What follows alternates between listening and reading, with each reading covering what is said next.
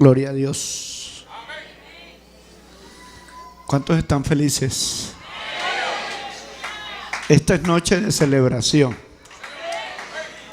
Es noche de cielos abiertos. Es noche de Shamayín.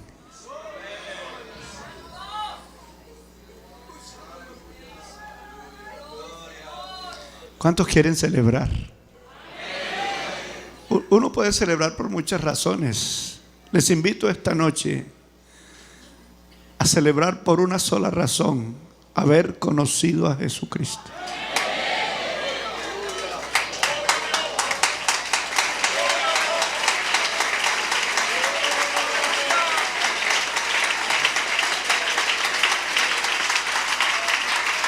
Los que de verdad lo conozcan, celébrelo. Dele gracias.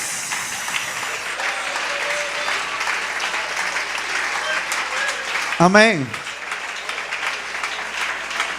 Un cristiano que celebre esta noche. A ver, ¿dónde están los cristianos?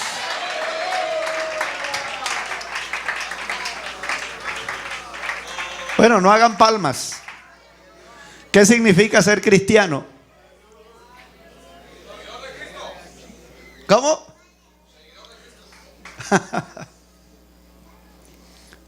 Alguien que ayude al pastor.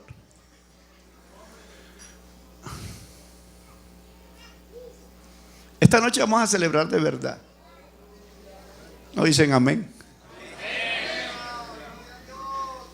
¿Qué significa ser cristiano? Las palabras tienen formas. Uno puede conocer la definición etimológica de una palabra, y quizás la expresión del pastor seguidor de Cristo es una definición en nuestra cultura, una definición etimológica. Pero las palabras también tienen un significado morfológico, que es su raíz, su origen. Y la palabra cristiano que está en la Biblia no significa seguidor de Cristo. Es una palabra compuesta entre el latín y el griego. La palabra latín crius significa untar, untarse, ungirse. Ungido, crius, latín. Y la palabra ianos es griega. De ahí viene la palabra cristianos. La palabra ianos es una palabra griega que significa esclavos. Por eso el rey le dijo a Pablo: por poco me persuades a ser esclavo del ungido. Eso significa cristiano, ser esclavo del ungido. Estar untado del ungido, estar untado de unción. Uno que se sienta untado de Cristo, que lo celebre.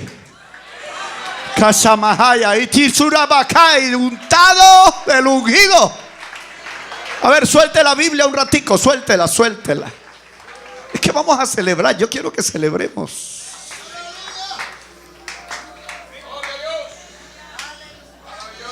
Uno que se sienta untado de Cristo, que levante las manos y lo celebre. Sin anamakai, ser testigo de un poder. Y esta noche, mientras celebramos, aquí van a suceder milagros. Aquí hay una mujer que vino enferma, tiene un tumor en su cuerpo, y esta noche se le va a deshacer de su cuerpo, porque aquí está el ungido tocando este cuerpo que es la iglesia.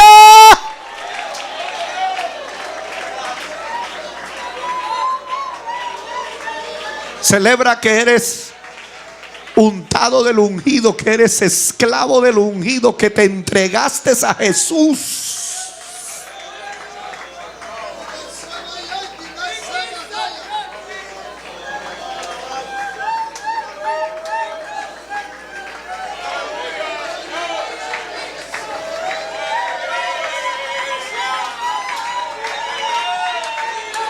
China nada más. Allá, así.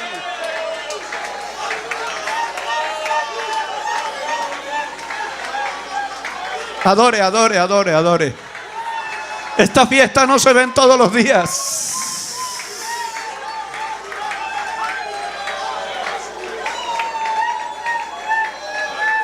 Por allá se mueve el ungido.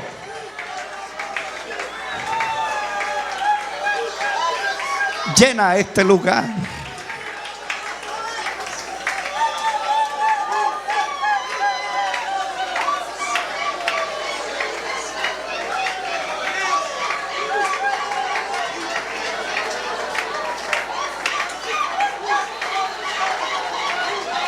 Recibe fuerzas del ungido.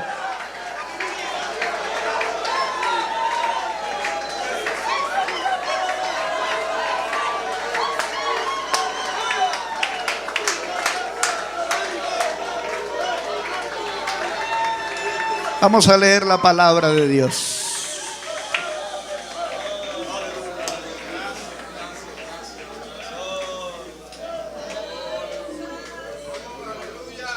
Gracias, hermana. Dios la bendiga.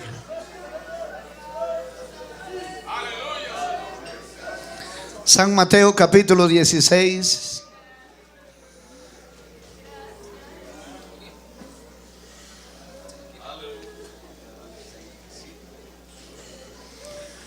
Oh, aleluya.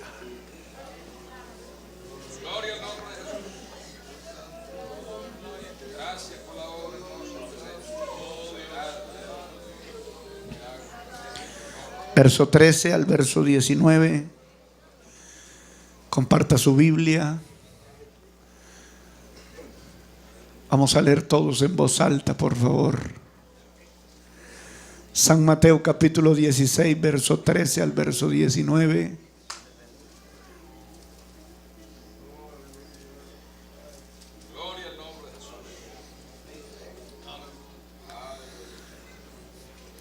¿Cómo se amontonaban los pueblos y las multitudes para oír, para ver, para tocar al ungido? Algunos tuvieron que mirarlo de lejos, pero hoy todos los que estamos aquí podemos acercarnos.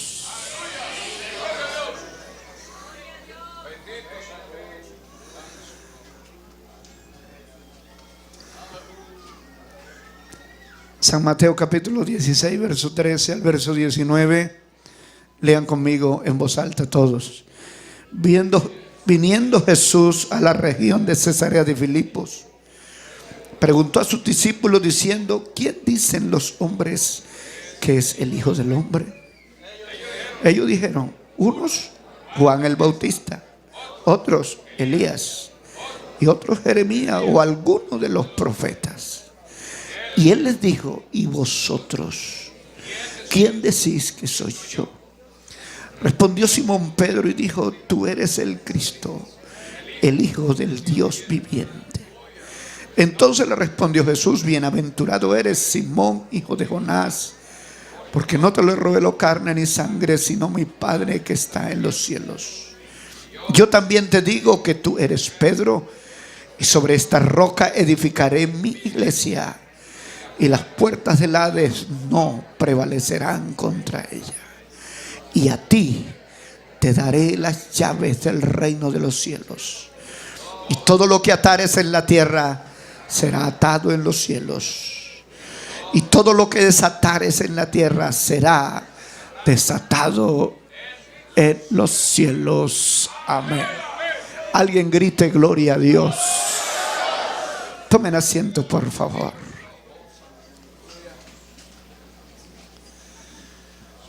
Somos la iglesia del Señor. Oye, esto se siente sabroso para predicar aquí.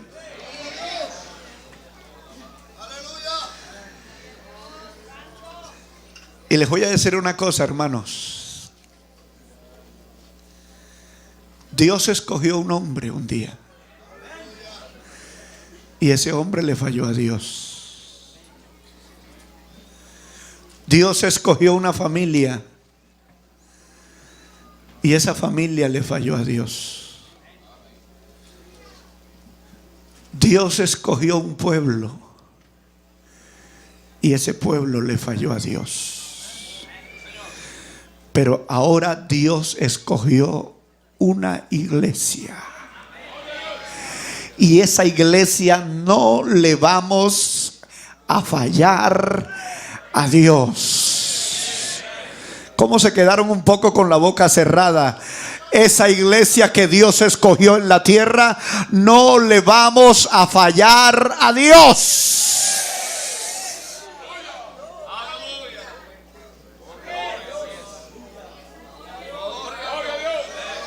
Haremos que las promesas de Dios se cumplan aquí en la tierra, quiera el diablo o no quiera.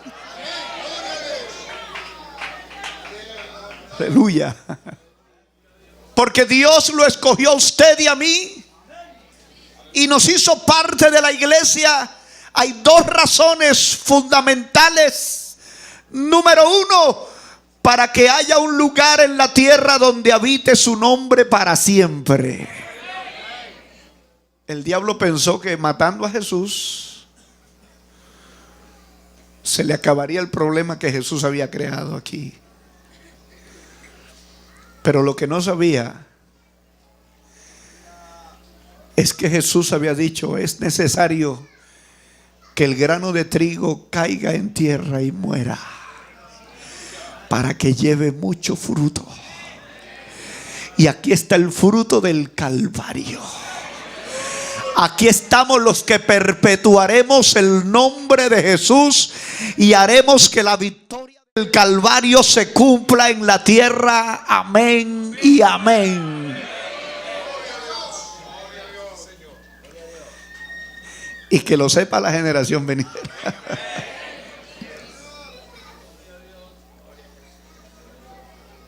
Para que haya un lugar en la tierra donde habite su nombre para siempre.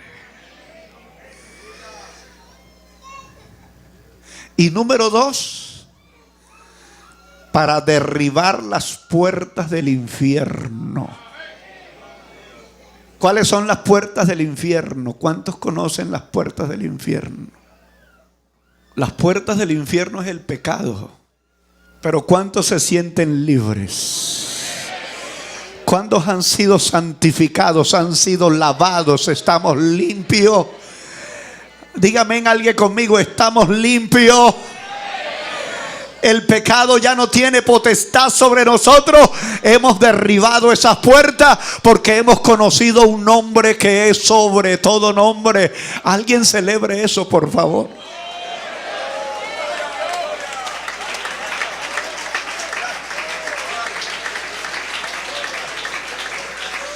Vean, si alguien que está al lado suyo no quiere celebrar, déjelo. Pero yo no sé cuántos quieren celebrar conmigo esta noche. Haber conocido a Jesús.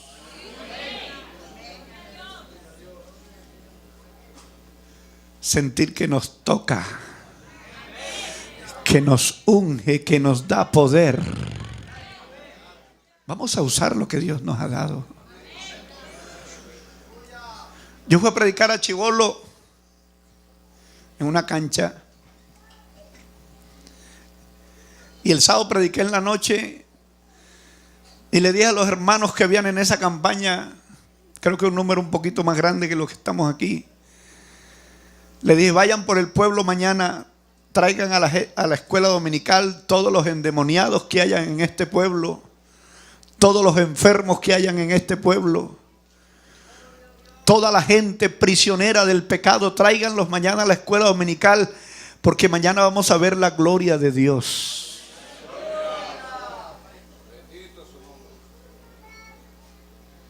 Hermano, impresionante lo que sucedió el día siguiente. Había gente pegada al altar, a una tarima. Gente que se les veía el mal, las ataduras. Y mientras la iglesia cantaba, yo recuerdo un pastor que estaba al lado mío, me dijo: uy, hermano Juan Carlos, ¿y qué es lo que usted va a hacer ahora? Usted está metido en problemas, mire, poco gente. Yo le dije: no, yo no voy a hacer nada. Yo creo que aquí hay una iglesia que tiene una autoridad, una iglesia ungida, una iglesia que celebra haber conocido a Jesús. Y entonces cuando me pasaron a predicar, le dije a ese pocotón de gente que había: ¿dónde están los bautizados? Porque, hermano, la unción no solo la tiene el pastor. Digan amén todos. Efesios capítulo 1. Dice el Señor que su victoria que Él conquistó en el Calvario se la dio a la iglesia. Ustedes y yo somos la iglesia que tenemos la autoridad. Poquitos amenes. Que tenemos una autoridad, dice, y lo dio por cabeza a la iglesia, la cual es su cuerpo. Aquí está el cuerpo de Cristo. Aquí hay una autoridad, hermano. Y si algún espíritu quiere rodear por ahí, mientras esta iglesia canta, suceden cosas grandes en el mundo espiritual. Alguien grite amén con libertad, hermanos.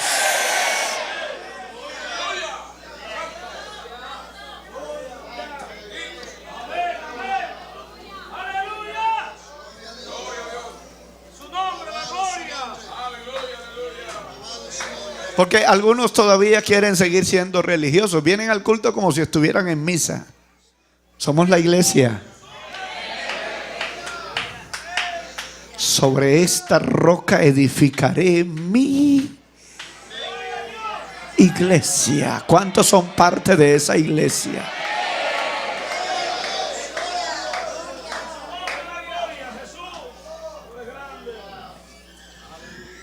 Había un hombre en la historia que se jactaba de conocer a Dios. Porque el anhelo más sublime del ser humano es conocer a Dios. Hay gente que se siente orgullosa de ser amigo del presidente de la República. Un hermano me invitó a su casa cuando yo llegué a pastorear en ese pueblo. Me invitó a su casa y allá en la sala tenía una foto grandísima con el presidente Uribe. Y yo le dije: hermano, ¿y usted por qué tiene eso ahí? Me dijo: hermano, es que es un recuerdo porque este es un gran amigo mío. Qué tristeza. No somos amigos del presidente ni del rey de España, pero hay un amigo que nos conoce y usted y yo lo conocemos a él. Qué privilegio tan maravilloso poder invocar su nombre. Ese hombre que se jactó de haber conocido a Dios, de conocer a Dios, que se fue a Turquía a estudiar las mitologías, y estando allá a los pies de Gamaliel y de su abuelo Hilder, conoció las leyendas mitológicas de los conceptos que el hombre ha construido para anclar su fe. Para un rabino judío, para alcanzar ese título, cada 7 años le era declarado una letra del tetragramatón, del nombre impronunciable. Cada 7 años le declaraban una letra. Y Saulo de Tarso en Turquía, estudiando mitologías para ser un rabino de los judíos. Yo creo que cada vez que Saulo de Tarso miraba la actitud de los griegos, sus liturgias, sus cultos paganos, Saulo de Tarso decía: qué privilegio que el Dios de mi pueblo es el único Dios verdadero. Hay historias allá en esa mitología como la historia del dios Andón. ¿Cuántos conocen la historia del dios Andón? O del dios Zeus. Y en particular la de Sandón, porque Sandón era un dios que el pueblo quiso demostrar que era el único Dios que resucitaba. Porque en las mitologías, el Dios que hiciera cosas más grandes era el Dios Señor, era el Dios de los dioses, era el gran Baal. Entonces los que conocían sus dioses trataban de demostrar que su Dios era más grande que los otros dioses para que pudiera tener el título del gran Señor Baal. Eso era el máximo nivel donde llegaba un Dios. Entonces cogían el Dios Baal el 21 de junio en el solsticio de verano y lo cargaban en hombro y paseaban el pueblo exponiendo la imagen del Dios Baal para decir: este es el gran Señor, el único Dios que resucita. Y luego que lo paseaban por las calles, yo no sé a qué se le parece eso a alguien, lo llevaban a la plaza central, le construían un santuario y ahí le ofrecían ofrenda al gran Dios Sandón. Y después, con toda la ofrenda que le entregaban a ese Dios, le metían fuego. Y dice, llegaron a quemar mujeres vírgenes y niños. Eran pasados por el fuego para ofrecérselo al gran Dios Sandón. Y la gente estaba viendo al Dios Sandón cómo se quemaba toda la noche. Y a las 12 de la noche terminaba el culto. Y el pueblo regresaba.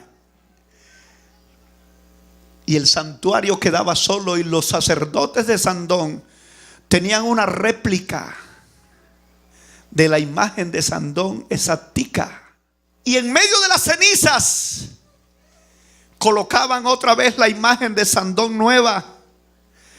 Y el pueblo regresaba al día siguiente y se postraba en tierra y decía: Sandón ha resucitado. Y cuando Saulo de Tarso veía eso, así como a ustedes les dio risa a algunos, Saulo de Tarso se sentía orgulloso de haber conocido al Dios que hizo los cielos y la tierra, que no hay nadie más grande que Él.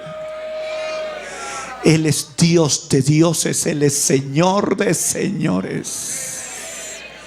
Yo no sé por qué algunos pentecostales no dicen amén. Y estando Saulo allá en Turquía, en Asia Menor, le llegó una noticia terrible. ¿Cómo le parece? Saulo, que los judíos están siendo conquistados por una doctrina de un tal Jesús, que todo el mundo sabe que murió como un malhechor, pero que unos ignorantes dicen que ha resucitado. Y Saulo dice: ningún Dios ha muerto, ni ningún, eso en la historia nunca se ha visto. Ningún Dios ha muerto, ningún Dios ha resucitado. ¿Cómo es que el pueblo, mi pueblo, el pueblo que conoce a Dios, se va a dejar engañar? Y creo que Saulo pensó que los judíos estaban siendo engañados, como allá en Asia Menor estaban siendo engañados. Y se vino para buscar cartas y autoridad para acabar con esa secta de esos ignorantes. Por eso entendemos por qué Saulo comenzó a perseguir la iglesia, porque él comenzó a defender al Dios de Abraham, de Isaac y de Jacob, al Dios de Israel, al Dios que hizo maravillas. Para Saulo ese era el único Dios, el de Israel, aunque no le conocía el nombre. Pero de repente iba camino de Damasco con cartas, con autoridad, para acabar con esa doctrina, con ese mensaje. Y cuando iba camino a Damasco, un resplandor del cielo. Es que el Dios de esta iglesia es el que abre los cielos. Uno que lo crea y lo celebre esta noche. Y cuando ese resplandor, esa fuerza de luz, Saulo es derribado a tierra. Saulo sabe que hay una experiencia sobrenatural que está viniendo del cielo. Y perdónenme, hermanos, interpretarlo así. Creo que cuando Saulo cayó a tierra y preguntó: ¿quién eres, Señor? Yo creo que Saulo esperaba oír, como yo Moisés, la voz audible de Dios diciéndole: yo soy el Dios de Abraham, de Isaac y de Jacob. Yo creo que Saulo quería oír eso. Estaba casi seguro que algo sobrenatural estaba sucediendo. Pero qué sorpresa para Saulo cuando oye una voz que le dice: yo soy Jesús,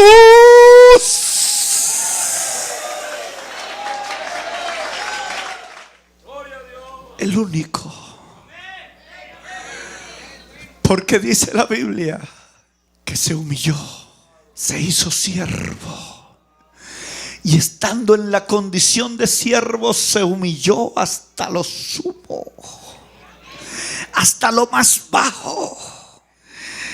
Cuando ese Jesús estaba en la cruz, el diablo quiso ridiculizar su omnisciencia, su omnipotencia. A Jesús le vendaron los ojos y alguien se acercaba y lo bofeteaba y le decía: profetízanos. ¿Sabe qué estaba haciendo el diablo? Ridiculizar su omnisciencia. El que discierne el pensamiento y conoce los corazones. Alabanzas al Señor. Ahora le están diciendo: profetízanos. Gloria a Dios. Si tú eres el Hijo de Dios, tú que salvaste a otro, sálvate a ti mismo, bájate de allá. Quiso ridiculizarlo, pero el ser más poderoso, el misterio que estaba oculto por siglos y edades,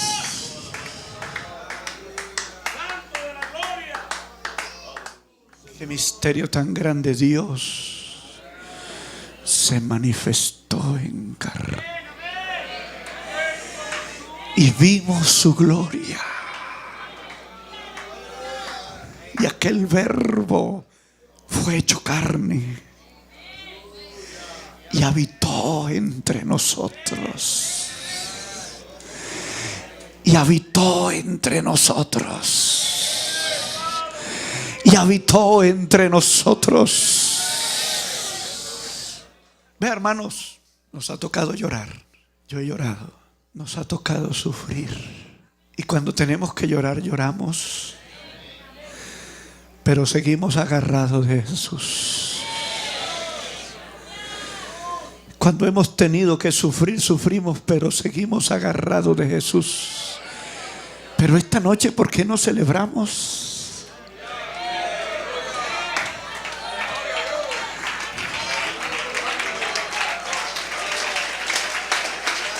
Esta noche, ¿por qué no nos gozamos en Él? Esta noche, ¿por qué no nos untamos un poquito del ungido?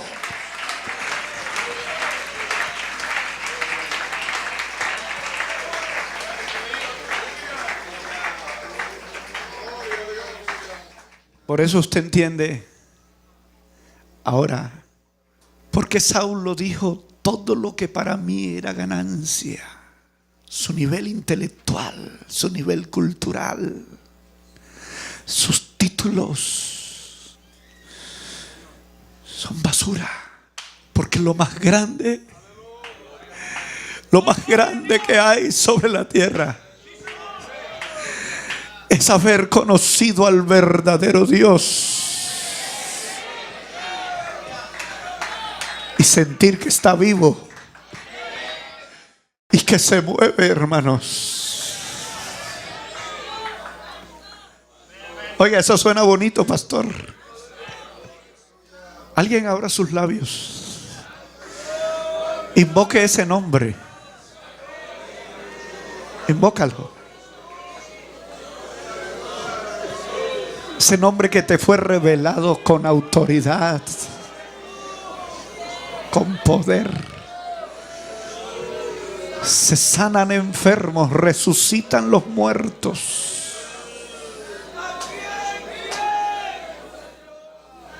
Adoradores.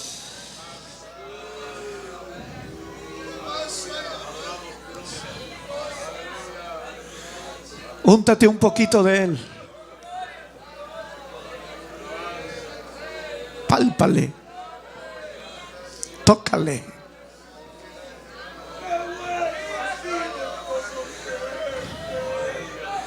Es el único Dios. Nadie ha hecho lo que Dios hizo por nosotros. Es el único que estuvo muerto y ha resucitado. Pero he aquí que ahora vive por los siglos de los siglos.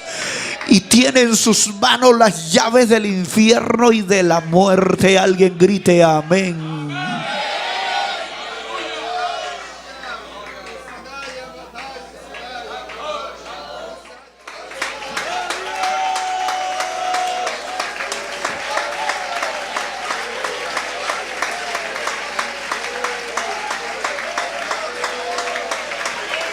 Uno que esté alegre de haberlo conocido.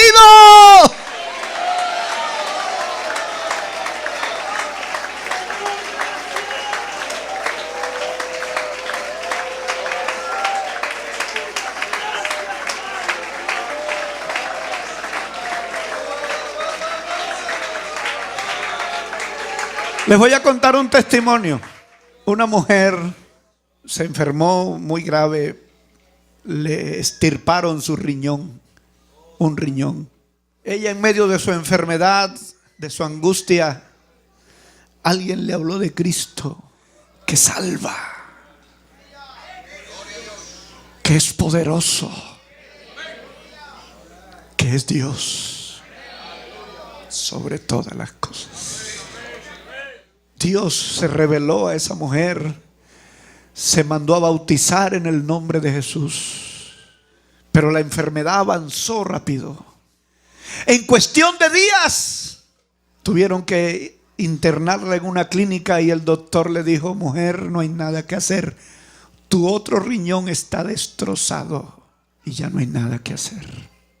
Y aquella hermana nuestra, sufriendo el dolor de su enfermedad, pidió que la visitaran en el hospital.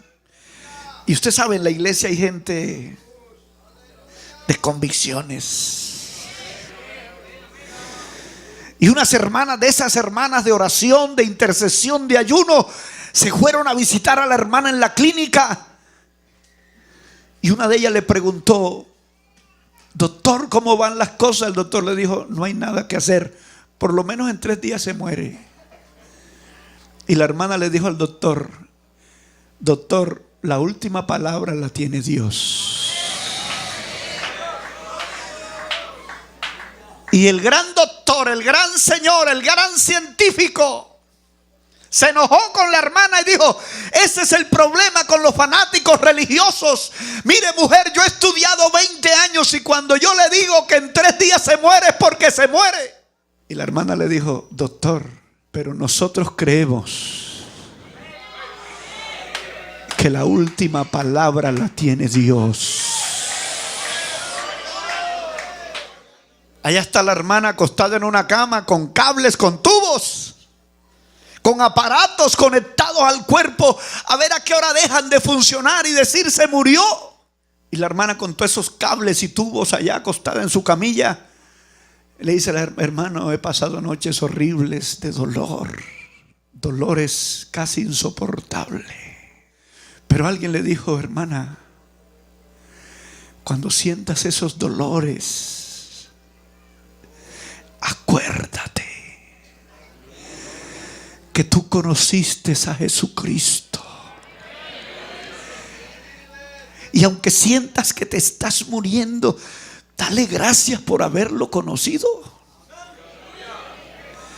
Y cuando el dolor te embargue, entonces direcciona tu mente y dile: gracias, Señor, por haberte conocido. Y adórelo, hermana, dígale algo bonito. La hermana se queda sola en la noche en la habitación. Y en la madrugada comienza a sentir el dolor intenso. Y se acuerda que ella conoció a Jesús. Y ahí, acostada en la cama, cerró sus ojos y dijo: Señor, gracias por haberte conocido. Cómo desperdicié mi vida, pero qué privilegio saber que soy tu hija. Y comenzó a adorarlo. Y comenzó a decirle, como decía el hermano ahorita: Señor, te amo, te adoro.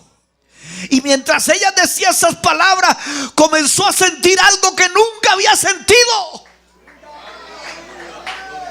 Y entonces su cuerpo comenzó a estremecerse y las lágrimas se vinieron por sus mejillas.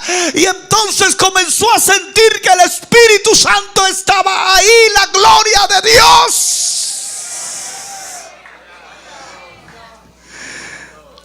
Y la hermana que está acostada en la camilla, de pronto levanta las manos, de pronto se sienta en la camilla y comienza a adorar a Dios y a sentir la presencia. Y la toma el Espíritu Santo y la hermana se baja de la camilla y comienza a danzar y a hablar en lengua. Y los cables se sueltan y las máquinas comienzan a sonar y los médicos corren. Y cuando los médicos se asoman, dice: esta mujer se volvió loca, porque la hermana está danzando y hablando en lenguas, adorando, adorando, adorando, adorando, adorando a Dios.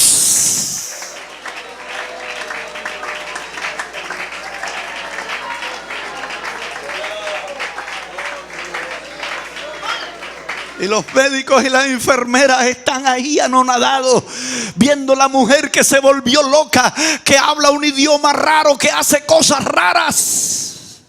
Pero qué sorpresa para el gran científico, cuando la hermana se sienta, le dice: doctor, tengo riñones nuevos. Dios me puso riñones nuevos.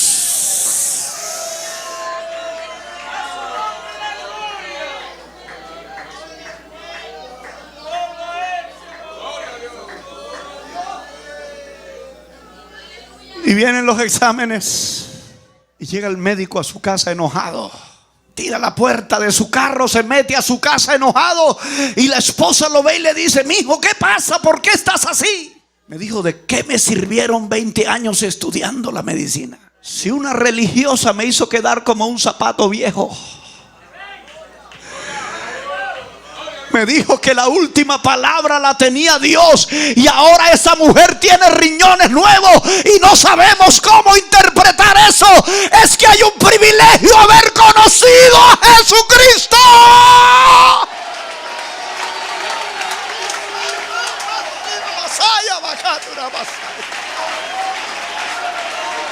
¿Dónde están los que lo conocen y quieren celebrar conmigo esta noche?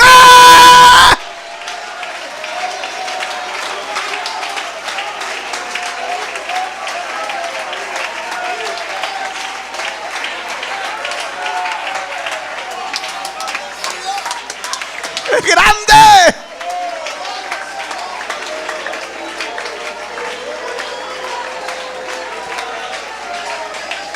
Y aquí hay gente enferma que se van a ir sanos. Solo que alguien adore, que alguien celebre.